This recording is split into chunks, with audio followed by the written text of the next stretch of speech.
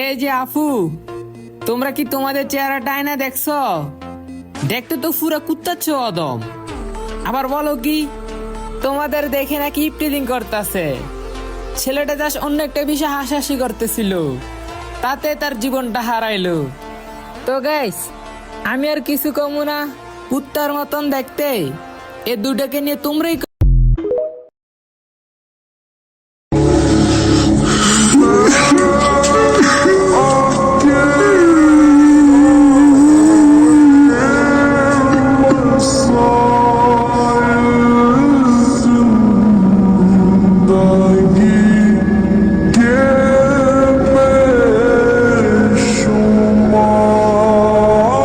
ছেলেটির নাম পারভেজ। সামান্য একটি ঘটনাকে কেন্দ্র করে তার জীবনটি চলে যায়। ইতিমধ্যেই জানা যায় কেন তাকে দুনিয়া থেকে সরিয়ে দেওয়া হয়েছে। পারভেজ নামের এই ছেলেটি তার নিজ ক্যাম্পাসে শেষ বিদায় নিয়েছে। ক্যাম্পাসের সামনে পারভেজ তার দুই বন্ধুকে নিয়ে সিঙ্গারা খাচ্ছিল। সেখানে দুই নারী শিক্ষার্থীও দাঁড়িয়ে ছিলেন। তারা মনে করে ওরা তাদেরকে নিয়ে হাসাহাসি করছে, তাই তারা কাউকে খবর দেয় খুব সম্ভবত বয়ফ্রেন্ড হবে। ক্যাম্পাসের বাইরের তিনটা ছেলে এসে পারভেজদের কাছে হাসাহাসির কারণ জানতে চাইলে উভয় পক্ষের মধ্যে কথা কাটাকাটি হয়। বিশ্ববিদ্যালয়ের কর্মকর্তারা বিষয়টি মিটমাট করে দেন, কিন্তু ওই তিন যুবক আরো কয়েকজনকে নিয়ে এসে পারভেজ ক্যাম্পাস থেকে বের হতেই তাকে ছুরি আঘাত করে। একটা ছুরি আঘাত ঠিক হৃৎপিণ্ডের উপর পড়ে, 1 ইঞ্চির একটা ক্ষত হয়ে যায়। দুনিয়া ত্যাগ করেন পারভেজ। একেবারে তুচ্ছ একটা ঘটনাকে কেন্দ্র করে জীবন দিতে হয় পারভেজের। প্রাইম এশিয়া বিশ্ববিদ্যালয়ে পড়তো সে। পারভেজ যখন ইন্টারে পড়তো, ময়মনসিংহের টাউন হলের পাশে একটা মেসে থাকতো সে। রয়্যাল মিডিয়া কলেজের ছাত্র ছিল। কি হাসি খুশি নির্মল একটা ছেলে, সালাম দিয়েই যেন হেসে নুয়ে যেত। এই হাসি তার জন্য কাল হলো। পারভেজের এই বিদায়ের মাধ্যমে তাদের ক্ষমতা প্রদর্শন করেছে। এই জঘন্যতম ঘটনার দ্রুত